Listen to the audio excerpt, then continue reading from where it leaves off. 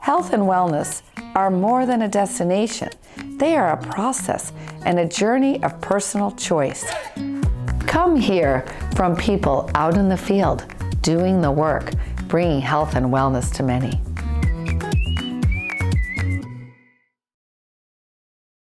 Welcome to our March segment. We're so excited to continue our discussion about finding your purpose and what is passion all about and how important it is in this time to find your happiness or our happiness. And today I have a wonderful friend and colleague, Alexandra Cole, who has spent her career so far trying to help others to really find their purpose, to find their passion. And I wanted to start out with her quote from her website, which says, "Do not ask what the world needs, but rather ask yourself, what makes you come alive? Because the world needs people who have come alive."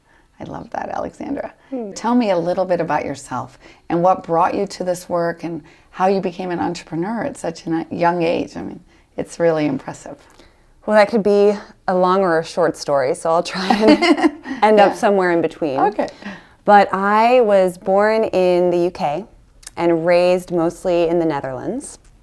And I never thought I would be an entrepreneur, honestly. I was always someone who kind of followed the rules, had a very set track, did whatever I needed to do to follow that linear path. So I ended up actually, I think when I was 12, decided that I wanted to study in the States, that I wanted to get out of Holland and kind of pursue some type of dream. I wasn't sure what it would be yet. And so I ended up doing that. I went to college on the East Coast. And after college, again, I kind of looked around and there were two real tracks that you could follow. There seemed to be kind of consulting and then there was finance. At least at the school I was in, we were very close to New York City. So almost everyone went into one of those two professions or at least tried to. Yeah.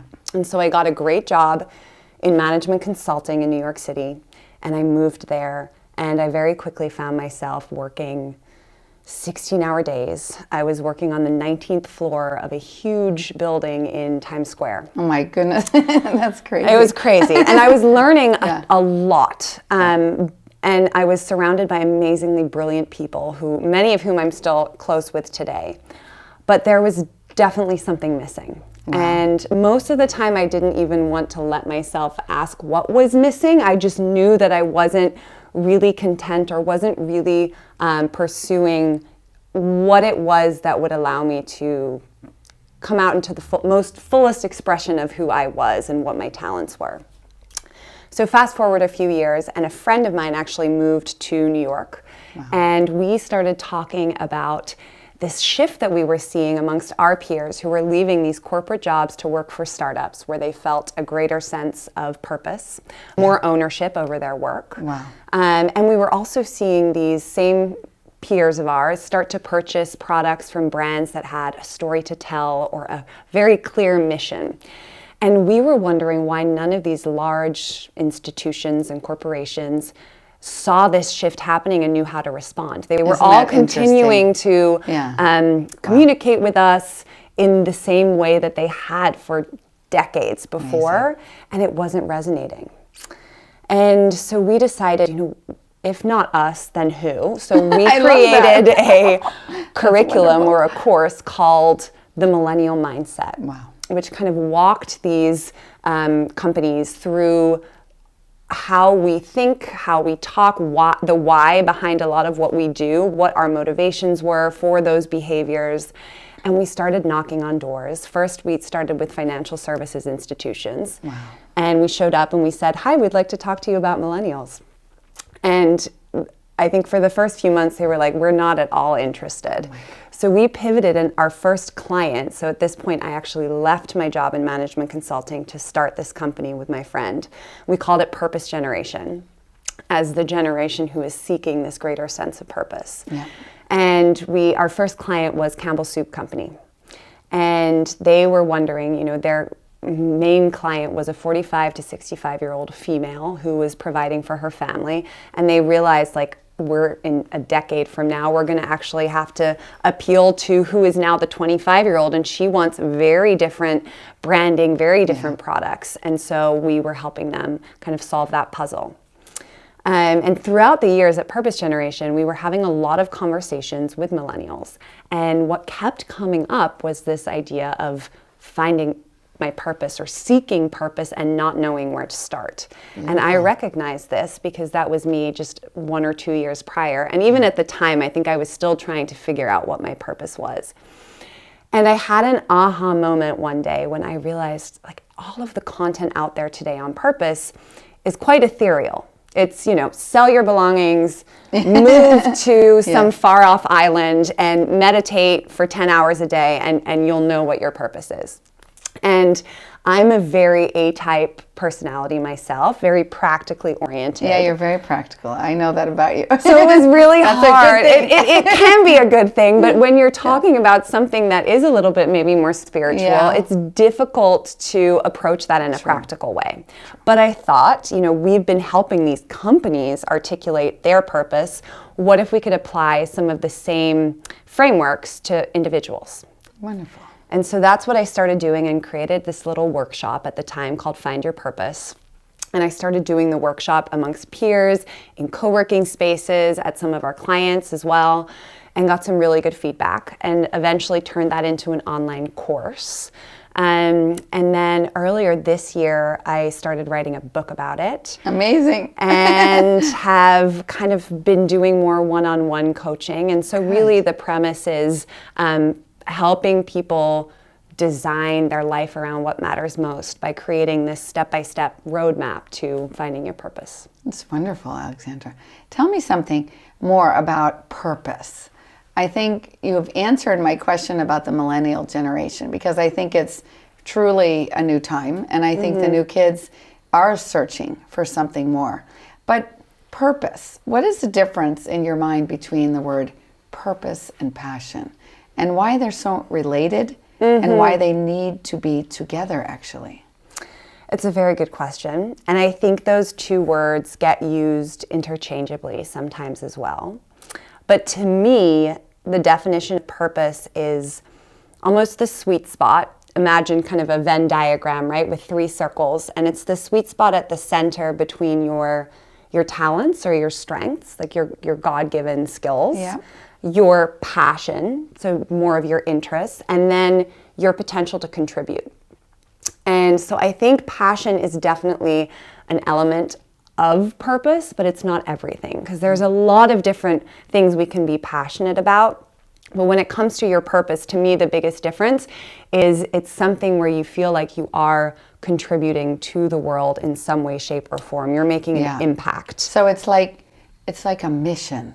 It's like taking the word, and then because you have some impact, it brings a lot back to you, actually. Absolutely. And we shouldn't take the word mission too, not too seriously, but I think when you hear mission, you often think, oh, that means it's an obligation. My purpose has to be to save the world, and it has to be, to support people in need. But maybe your purpose is simply to light yourself up and inspire others by, creating some new type of innovative product, or solving problems for companies, which is what I was doing. And for some people, that is their purpose. Yes. For me, it wasn't necessarily it, and I figured that out. But the cool thing about purpose is that everyone, I think, has a unique sense of purpose. And you were talking about it being a new time, and this idea of millennials, how important it is for us to actually pursue our purpose. And I sometimes like to think about it like the world, in nature, it thrives on biodiversity, right? Yeah. Everyone, every single particle, every single animal, every single tree has a specific role to play within this ecosystem. Yeah.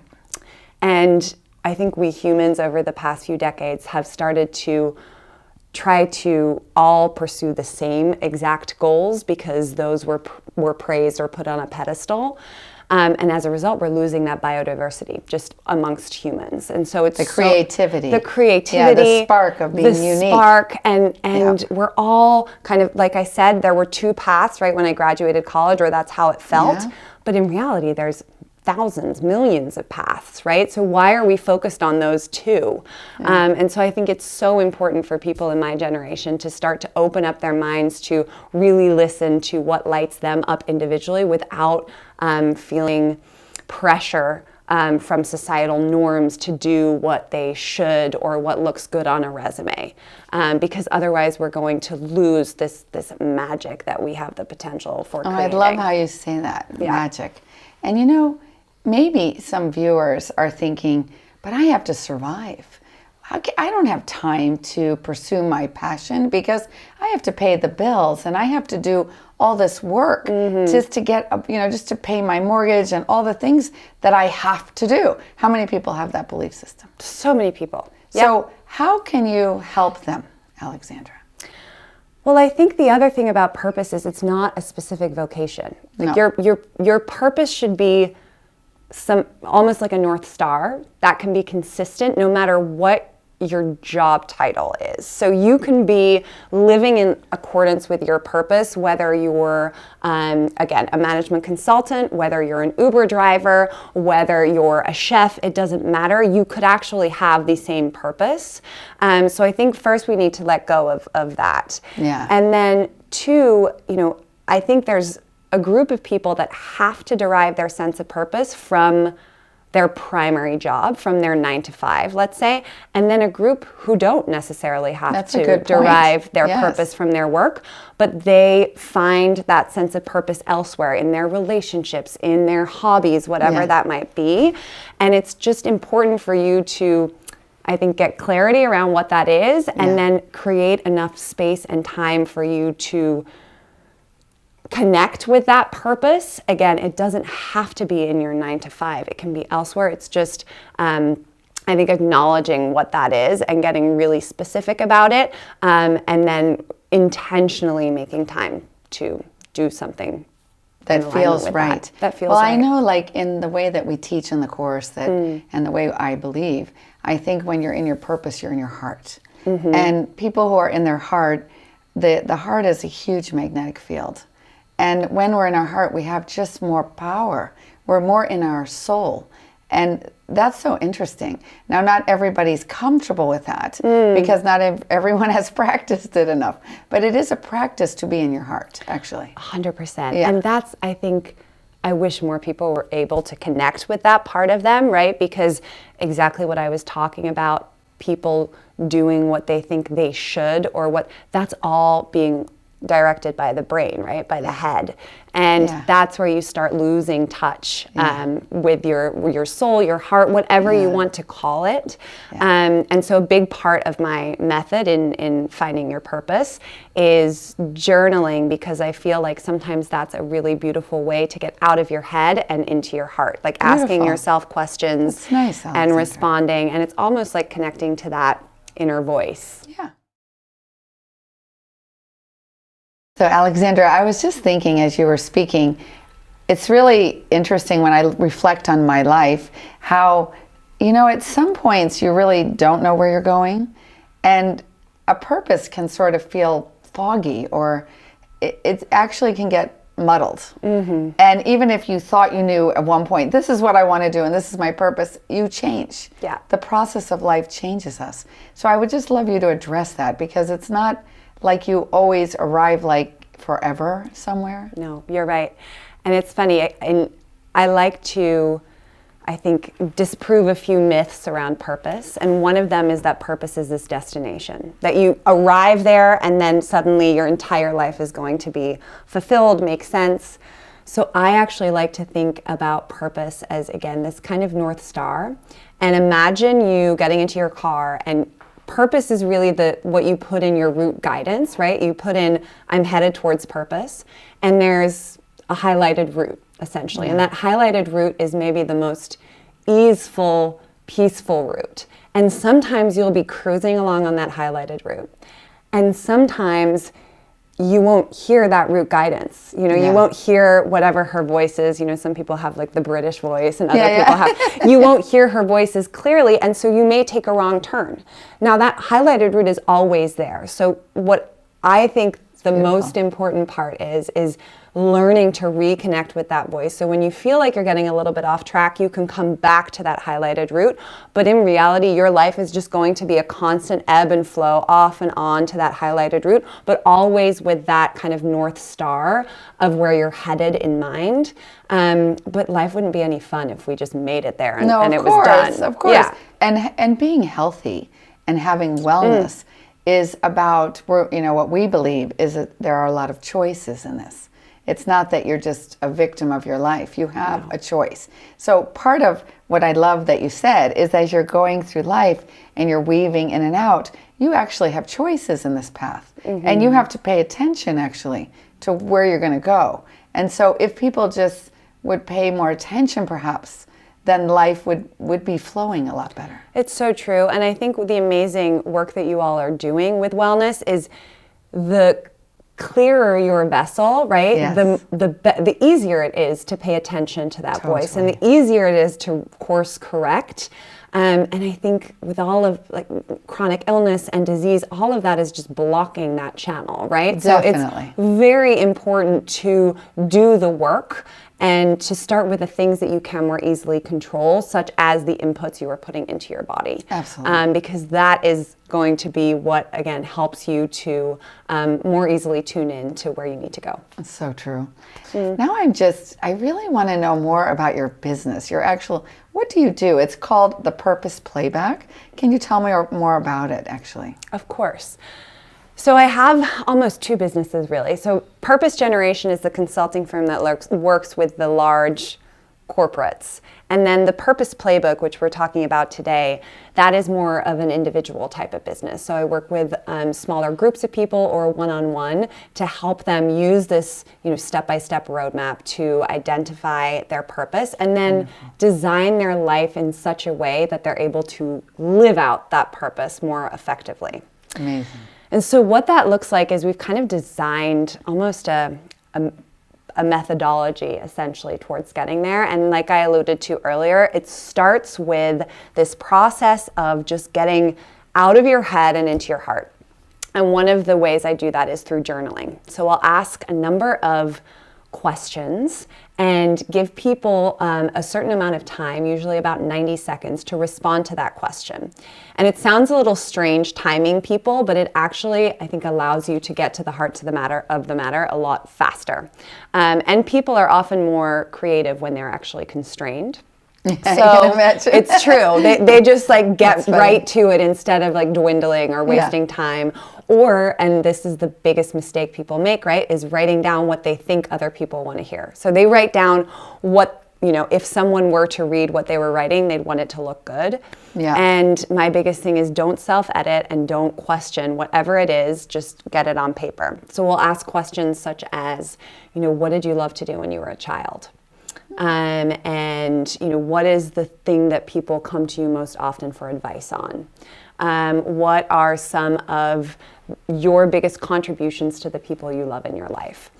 And the idea of doing it that way is once everything's on paper, then we go into almost like a searching mode. So then I have people try to circle and underline different patterns because what they're looking for is clues. And I call those clues purpose triggers. And purpose triggers to me are people, environments, feelings that give you that heightened sense of purpose, a little clue as to what your why is. And those clues are all around us all day long, but again, we're so in our heads, and we sometimes have tunnel vision that we're not paying attention. And so that exercise just starts to help them find those different things and start to look at it from a more objective lens. Yeah, that's very practical. So once they have that, that's where the process then starts of refining, and we create a purpose statement, and then we do a lot of different work around, again, designing their life around what matters most to them. And that's the business, really. Wonderful. Wow. Well, that is wonderful because I know in my work, if people are not in connection with why they do it, they get lost much more easily. So true. That's it. That's the problem. So when you have these little triggers, I can imagine that it just brings you back on. Yep. Like the track that you were just describing. Exactly. And what I recommend people do too is once you are very conscious of your triggers, and I recommend finding 3 to 5 of those, right? So maybe it's getting outside, or maybe it's drawing, whatever it is, find those triggers and then be more intentional about building those into your life. So we do an exercise where they look at their current day or week, and then they look at their purpose triggers and they figure out how much of my time am I actually spending on these things. Oh, that's marvelous. And oftentimes it's very little time because you're like, well, drawing is a waste of time. Yeah. I need to do what's productive for me. Yeah. But what you don't understand is that maybe spending some time on drawing will light you up so much that you'll be far more productive when you are in your actual 9-to-5 job. And so just, again, being intentional about once you know what those triggers are, building them into your day-to-day a little bit more. That's so amazing, Alexandra.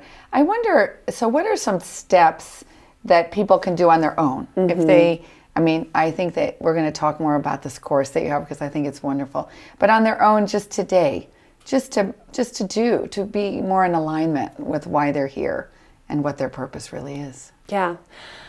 I would say there's 2 different exercises. One is spending some time maybe doing a few of those writing exercises.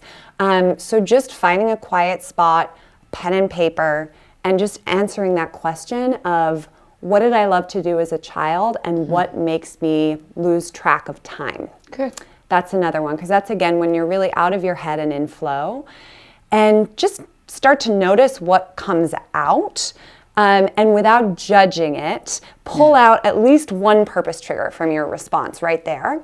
And then in the next 7 days, find a moment every day or every other day to dedicate to that thing. So again, whether it's just as going on a quick walk, it doesn't have to be something huge and momentous. No, of course not. It can be these tiny little shifts that will just help you come back to yourself. So that's one. Yeah. And then the other one is, we talked about that Venn diagram earlier of your talents, your passions, and then your potential to contribute, is just pulling out a sheet of paper and writing down talents, passions, contributions, and just starting to make a list of whatever comes up for you. What are all the talents you have? What are all the different interests and passions that you have? And then what are the ways you can contribute those?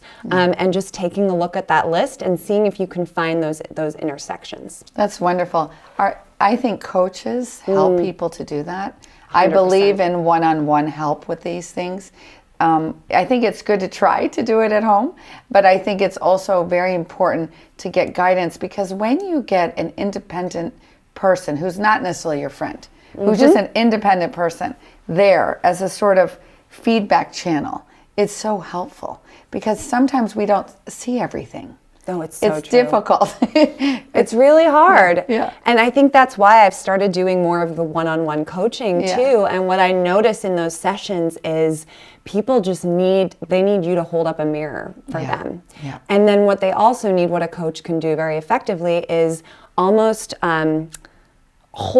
be a vision holder for them. You as the coach see that the highest potential of that person, right? Yeah. And so you can hold that for them while they're trying to figure it out and they're course correcting constantly. You can kind of see where they're headed, which is something that's very difficult to do for yourself. Oh yeah. Especially if you don't have someone who's kind of mirroring that back to you. Totally. I always laugh about people. Humanity's funny, because we can see everything about the other person so easily. Can all the gossip that goes on. So true. Oh, Gertrude and whatever. Gertrude. Yeah, whatever. She does this or he does this. But in the end, it's really very hard to see ourselves. So this is really important to really find your full and maximize your full potential. Yeah. To be in touch with and aligned with it. So I just think that's really nice that you found that naturally on your own, that you had to go in that direction. And of course, corporate's also important, because the businesses need help and they need guidance also to adapt. Look at all the trouble that's happening in the world. All the old ways are just not working anymore. Yeah. And the new ways have to start. They have to begin. It's true, and it's encouraging to see that shift happening. And the more, and I think at the end of the day, one of the coolest things about my generation, or the millennial generation, is that we have a new set of tools, right, with social media, that we can hold these businesses accountable. And hopefully, as more and more of these millennials are demanding more and more from their employers, and are also slowly coming up into leadership positions, that will start to shift the tide. And I'm not saying that only millennials are purpose-driven. No, I think of course all not. No. generations very much are. But I do think that we, because we're A, so large, B, so diverse, and C, have just a completely new set of tools of communicating, that we do have a certain amount of not power, but potential. Definitely. To change the status quo. In fact, in the 1960s, there was a revolutionary shift when my mother, she was a political activist. I remember that time. But it was the beginning of a big change. But now you guys are really the change, and you're taking it another step further. And I think it's so important. And social entrepreneurship actually is the way. So businesses learning how to take responsibility for their environment and for social consciousness and change. Yeah, and what's cool is what you're seeing is, I even remember, because I was very much a fan of social entrepreneurship and impact investing, right? Which is investing for social return as well as financial return.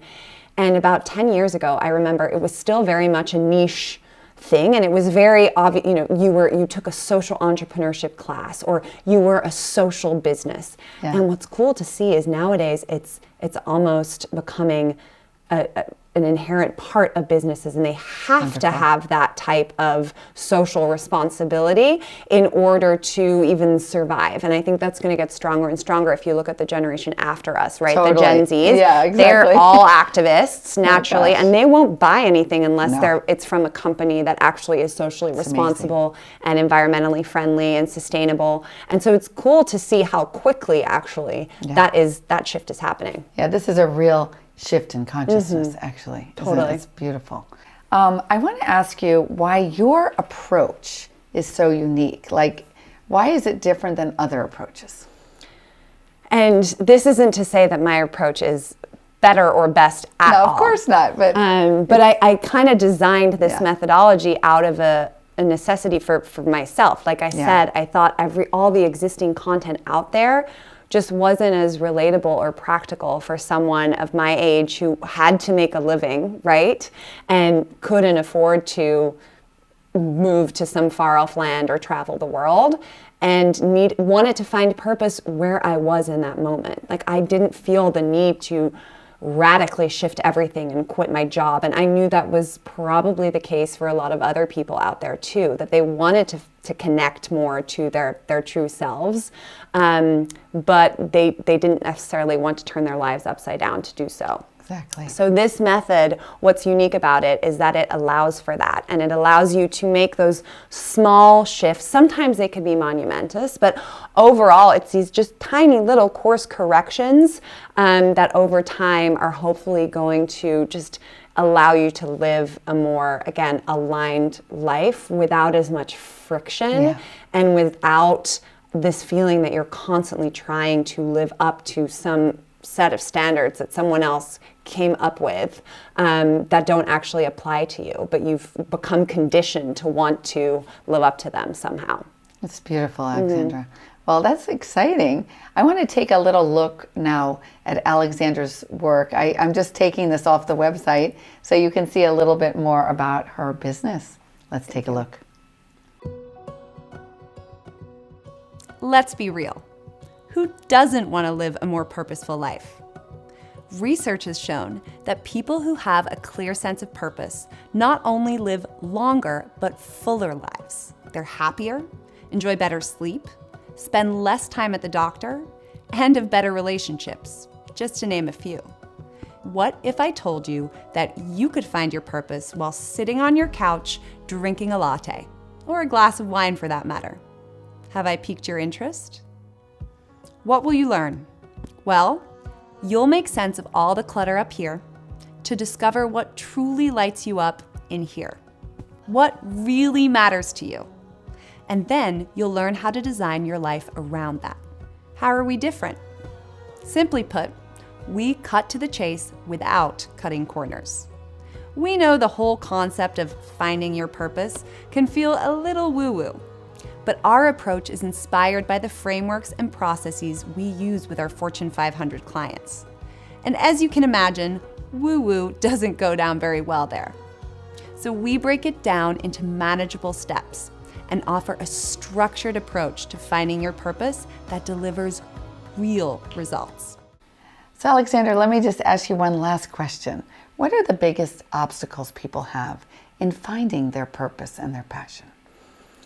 Unfortunately, there's a lot of them. So, and some of them we touched on already, right? Yes. The getting out of your head and into Yes. your heart. Yeah. And I call these obstacles purpose blockers, actually. Okay, that's fun. And a few of the ones I tend to touch on are, one is self-criticism and comparison. Right? Yeah. So I think we live in a world, especially now with social media, where we're constantly faced with these filtered realities, right, of other people. And you only see the highlight reel and you never see the real truth behind it. People are afraid to tell the reality. Exactly. So that second one is fear. But on the comparison front, I think people are afraid to really embrace what they want to do because they're so caught up in, well, will that ever measure up? And that makes it very, very difficult to tune in because you're constantly focused on the external and not enough focused on the internal. So that's one. So true. And then the second one is fear, Yeah. right? I think that and it's not just fear of failure. There's so many other types of fear. And what I really like thinking about is the fact that, I don't know how many, are you familiar with human design? Yes, I am. Okay, actually. so in human design, there's the part of you that rules fears also rules intuition. And so what's cool is the more you address and embrace and overcome and learn to dance with fear, right? The more you can tune into your intuition, which is that knowing, that deep knowing. So I really like to think about, that idea of feeling the fear and doing it anyway. If you didn't feel a little bit afraid about what you're about to do, you probably don't care enough about that thing. So I actually think that fear is another clue that you're on the right track. Yeah. So pay attention Unless to those it fears. paralyzes you. Unless it paralyzes you, but even if it paralyzes you, ask why is this paralyzing me, and why is this stopping me from proceeding, and what, again, because I'm such a fan of journaling, create a list of what you're afraid of, and then write down what is actually the worst thing that could happen. If this were to become true, and if you can kind of vividly picture that reality, it often isn't as scary as you think it is. Exactly. So I think a little bit of fear is actually a really good thing. You know what we say, Alexandra? We say where you are uncomfortable to go is usually your work. Yes. That's funny, huh? 1,000% agree with that. It's getting out of that comfort zone. Yeah. Because that's, again, where I think the comfort zone is you living the life that 5 billion other people are living, right? Yeah, and once you start to move out of that comfort zone and really embrace your natural talents, that may not be the talents that everyone is praising people for. Absolutely. That's really where you can start living an amazing, magical life and come alive, right? Per the quote that you referenced earlier. Yeah, I want to ask you one more thing. You have one more quote. Let's take a look at that quote. Are you ready to stop living on autopilot? And are you ready to start living on purpose? I love that. Yeah. Tell me more. And thank you too, by the way. Oh, of course. Thank you for being with us today. This was such a pleasure. It was so much fun. I mean, I think the work that you're doing is so incredible and gets to this quote, right? Because I think so many people today are living in that autopilot mode and going through the motions. And the word to me that kind of breaks through that is intention, right? Yeah. And purpose is inextricably tied to intention, right? Absolutely. When you're living on purpose, you have a clear sense of that why you're doing what you're doing, and why you are who you are, right? And so I think the idea is life is way too short to live on autopilot, because you're going to blink and it's going to be over. And who's to say, we actually are going to get the, whatever it is, average 78 to 85 years of life, right? And I think sometimes it helps to... Maybe it'll be 150. Maybe it'd be 150. And I hope it is. I really hope it is, and I believe that it could be. Yeah. But I don't think that gives us any more license to sit back and wait. I think, again, if you look at my parents' generation, it was very much the norm to work really hard for the first 50, 60 years of your life, and then look up and think, oh, how do I actually want to make a difference in the world, and how do I want to contribute?